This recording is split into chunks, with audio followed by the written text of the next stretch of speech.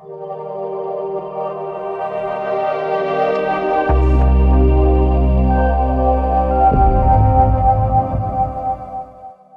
is Keith Berkelhammer, and this is Reef Bum TV.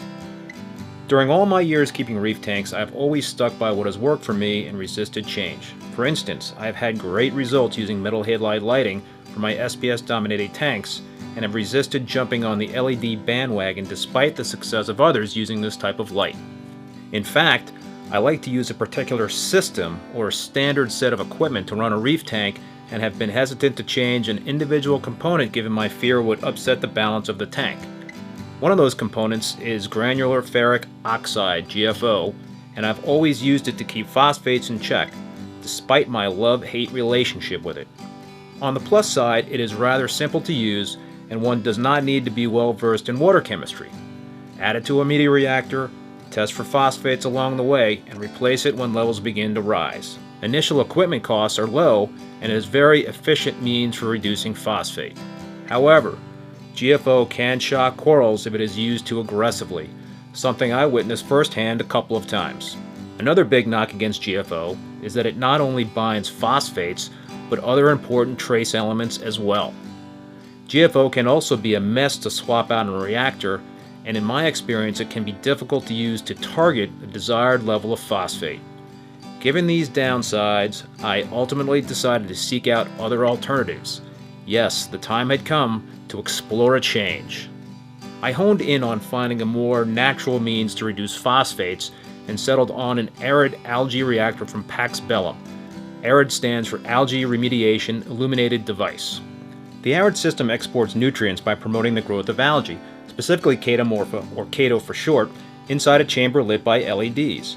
The advantage with this system versus a refugium is that the tube and flange design isolates the algae from atmospheric CO2. In a refugium, the algae is pushing through the water and interacts with atmospheric CO2, which can lead to yellow water. Another benefit with the Arid is its ability to export both phosphates and nitrates, a plus versus GFO since it only targets phosphates and allows nitrates to rise. This can be problematic since a system with GFO can become dependent on denitrifying bacteria to consume nitrate. These bacteria are limited in the amount of nitrate they can consume by available carbon, causing some aquarius to turn to carbon dosing to make up for the deficiency. This can lead to a less stable bacterial system and promote the growth of some undesirable pathogenic bacteria. Not good. Here are some other advantages with the Arid system. Since the Arid is self-contained, it limits the carbon source for the chaeto to what is respired by the tank's inhabitants, greatly reducing excess organics and making it possible to run a system without a skimmer or even a sump. It can also eliminate water changes if run with the Triton system, which would be used to replenish trace elements.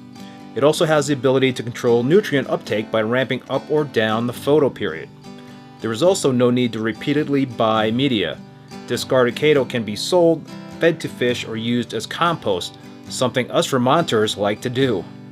It also provides day-night pH stability when run on a reverse light cycle versus the display tank. It also releases natural amino acids and beneficial compounds into the water. Additionally, it has the ability to directly take up excess carbon dioxide and phosphate from calcium reactors with an add-on calcium injection assembly. It also has higher and more stable dissolved oxygen levels, a key element consumed by a tank's critters and bacteria. It increases water clarity, and it has low energy demand. Now, the Arid is not going to be for everyone since it will require some knowledge of water chemistry to successfully run the system.